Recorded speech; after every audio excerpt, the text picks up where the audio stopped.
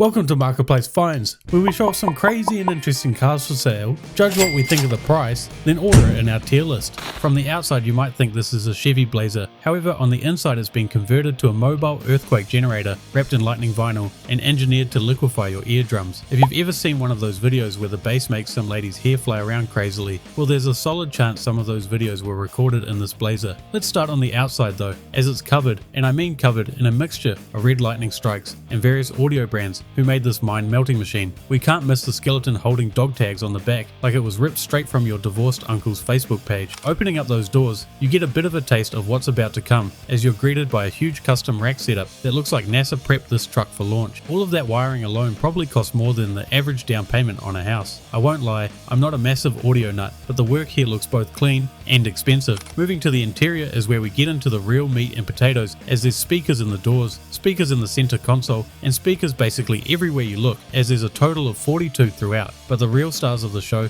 is the 6 15-inch subwoofers taking up majority of what used to be the rear seats. To power this beast, there's a 5.7 V8 under the hood that doesn't have one alternator, not two, not even three, but 4 alternators to keep up with the electrical load. The seller is asking for $16,000, so if you know a good scrap metal place, you'll likely profit. Otherwise it's fairly expensive if your idea of good fun is making small children cry and rearranging neighborhood shingles. Meet Big Joe, a fully amphibious 6x6 Sherman tank tribute that runs on ATV parts and pure American spite. This thing is part parade float, part war crimes tribunal, and it actually kind of rules. It was made by a genius who looked at a surplus ATV, a few sheets of plywood, and a can of olive drab and said, let's invade the neighbor's cookout. As you can probably tell from the photos, this beast was made to battle in paintball but has now retired and is looking for a new sport to get into. Yes, it floats. It literally floats. You can drive this plywood panzer right through a swamp while saluting the flag and blasting right over the Valkyries, but according to the ad, it does only hold air for about a week. It's powered by a 16 horsepower engine attached to a skid steer transmission, so it is a little bit janky, but it will still put all your golf cart buddies to shame. It's a bit too late now, but imagine how much of a legend you'd be firing fireworks out of it during the 4th of July. They're wanting only $1,500 for a working, floating, paintball shooting Sherman clone, so I think it's a bit of a steal. Before you dismiss this crusty land yacht as just another yard ornament from the time when men wore fedoras and leaded gas was a food group, take a second. This was a 1958 DeSoto Firefly. Sure, it looks like it got parked during the Eisenhower administration and hasn't been moved since JFK was president, but under all that surface level tetanus is an American spaceship of pure class. Those rocket fins out back, iconic. From the side, it looks like it was dipped in a mixture of motor oil and forgotten dreams, but that profile still slaps. The front end has an interesting mixture of algae and tree sap, but I'm hoping that's protected what's left of the paint underneath. The DeSoto badge is holding on with the same optimism as a guy still wearing his high school Letterman jacket in his 40s. On the inside, it's all swamp carpet and missing parts, but considering I can't see the grass through big rust holes in the floor, there's still time to save it. I mean, just look at the dash and controls. There's no way a Hyundai in 20 years is going to look that good. Under the hood, the engine is mostly there, just missing some minor things, so that's a bonus. The seller is only asking for $5,000, and sure,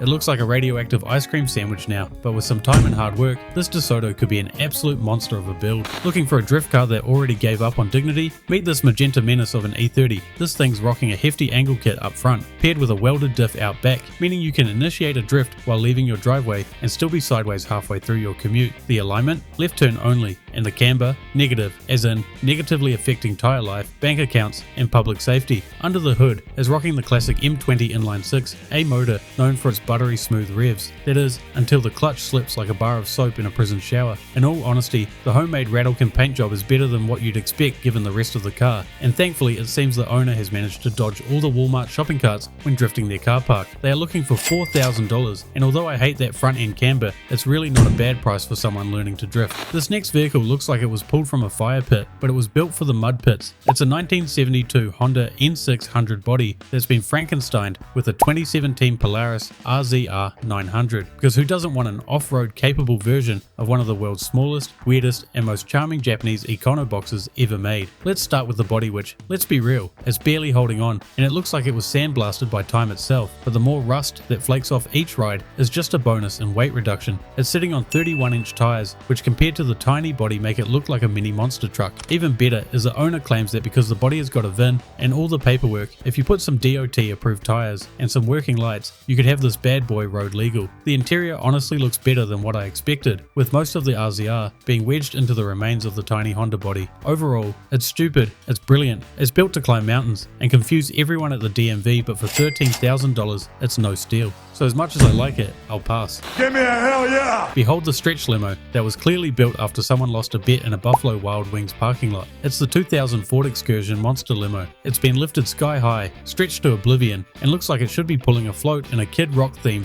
Mardi Gras parade. The exterior is a study in contrast. The front says contractor who just got divorced, the middle says strip club on wheels, and the rear says we ran out of budget and time. There's no real visual flow, just a parade of windows awkwardly stitched together with the subtle grace of a prison tattoo. Inside, you've got all the classic limo staples, tired leather, sagging ceiling upholstery that resembles melted fondant, and a bar area that hasn't held champagne since George W. Bush's second term. This interior has seen things, not good things, stuff like prom night fights and party bus vomit, and there's a high chance of spotting someone's uncle passed out during a Luke Bryan song. It's not a luxury cabin, it's more of a padded room with seatbelts. Under the hood, it's got a 7.3 power stroke diesel that probably smokes more than the clientele it hauls, but it's perfect because you'll need all 500 foot-pounds of torque just to turn this Titanic around in a Walgreens parking lot. It's listed up for $20,000 or best offer, so tell all your buddies who still wear Affliction, as I'm sure they'll love it. You ever wonder what happens when someone has too much money, too few brain cells, and unfettered access to a powder coat shop? This is what happens. It was once a 2023 Polaris Ranger built for hard work, trudging through muddy trails and hauling feed to the back 40, but as you can see, now it looks like a transformer that only transforms into bad financial decisions. This Ranger is lifted higher than your cousin at Coachella. It's riding on chrome 26-inch JTX wheels, wrapped in 50-inch BKT tractor tires, because nothing says utility vehicle like needing a stepladder to wash the headlights. The suspension is a fuel fab long travel setup with Zebros shocks and ball joint deletes, but most impressive is a rear steer setup, so it can crab walk its way right into your nightmares or the front row at the county fair. Joking aside, that is an awesome setup, and I would love to see it in action, but I have a feeling the owner doesn't like to get it muddy. If you ever wanted to take a deer back home, you're out of luck, as the bed has been converted into a mobile nightclub ready to wake the neighborhood. We only get one interior picture, but as you can see, it's a tan leather lined sound coffin, and you're greeted by an army of ceiling mounted speakers, perfect to block out any sounds of crying Prius owners. For $64,000 you can own a vehicle that can't tow, can't haul, can't trail, and can't shut up, but at least you'll be able to pick up some hogs at the local mud meets a bit easier. It gets a clown sticker for the price alone. We've seen similar builds for much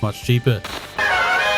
If Bruce Wayne ran out of budget halfway through building the Batmobile and said, screw it, just throw the logo on everything, this is what he'd roll up in. Introducing the 2018 Polaris Slingshot, which is part car, part trike, and part midlife crisis cosplay, fully committed to justice at 35 miles per hour in the right lane. From the front, it looks like a Decepticon tried stand-up paddleboarding. You've got sharp, angular fenders, twin projector headlights staring into your soul, and a nose that says, I'm the hero this cul-de-sac deserves. It's powered by a 2.4 Ecotech, making around 170 horsepower, which is honestly great for a vehicle that only weighs 1,800 pounds, even though I can tell the owner never pushed the throttle past halfway in his Batman socks with sandals. The seller has committed a crime themselves, as it's got 42,000 miles of vigilante justice, but is asking for an insane $12,000. So I'm gonna have to chuck it in the red tier. Introducing the 1970 Volkswagen Beetle that skipped barn find and went straight to barn left. This is tetanus, aptly named by the owner. As you can see, the original orange paint job has been overtaken by rust, and it kind of works. Now I'll be honest, I'm not sure if someone purposely scraped off the original paint, or if the beef jerky appearance happened by parking it next to or in the ocean for the last 20 years. It's loaded with 2.5-inch drop spindles and sitting on some fresh looking rims, giving it quite the juxtaposition from the exterior.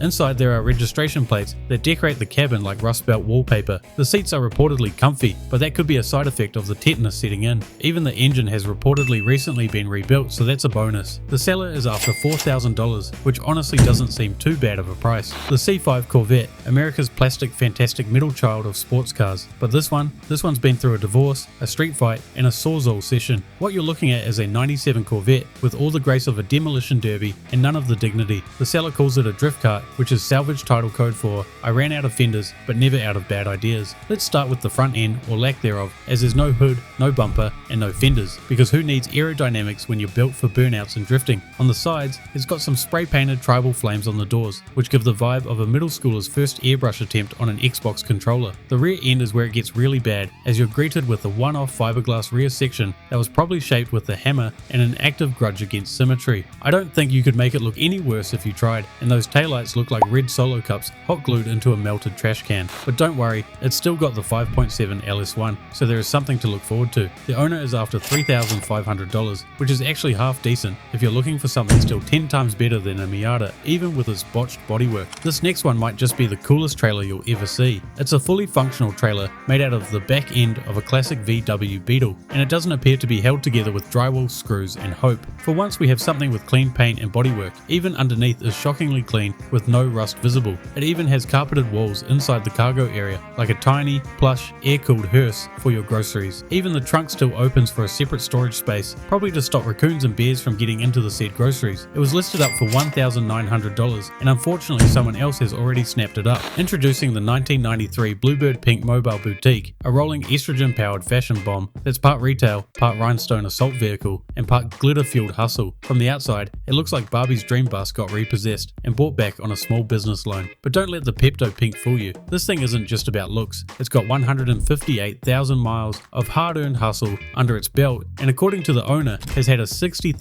makeover. That's right, 60 grand to turn this diesel dinosaur into a pastel-powered boutique with air conditioning. On the inside, it's like walking into the inside of a Pinterest board that's been huffing body glitter. The walls are lined with coordinated racks of pastel tees, motivational sayings, delicate earrings, and that one shirt that screams, "You're gonna learn today," like a threat from a kindergarten teacher with a side hustle in MLMs. Now onto the price. You might think after spending that money, they'd be asking for a lot. Well, it turns out after not selling for a while, at $30,000, they've dropped the price all the way down to $15,000, which honestly might not be bad if you don't mind the paint job. Here it is, the mullet of motorized transport. Business in the front, full-blown midlife crisis in the back. This is the Hooters mini trike, bathed in radioactive orange and covered in Hooters logos like a NASCAR sponsorship deal gone horribly off-brand. And if that wasn't enough, the back proudly screams, "Follow me to Hooters," like a reverse ice cream truck for divorced uncles. I really can't tell if the cool mini bike outweighs the paint job, which basically tells everyone you're a pay pig. It's got a tiny single-cylinder lawnmower engine, so at least you can probably drive it home drunk and not get charged with a DUI. Even the headlights and taillights work, and it's got a fresh battery, which is more than we can say for most of the vehicles in this video. So if your dream ride is something that can get you banned from a church parking lot and invited to 5 different biker cookouts in one afternoon, you'll have to make one yourself, as it just sold for $1,800. Here's how the final tier list ended up. Let us know what we got right, what we got wrong, if there's anything you've changed around. Otherwise, thanks for watching. Make sure to leave a like and subscribe, and I'll see you guys in the next episode.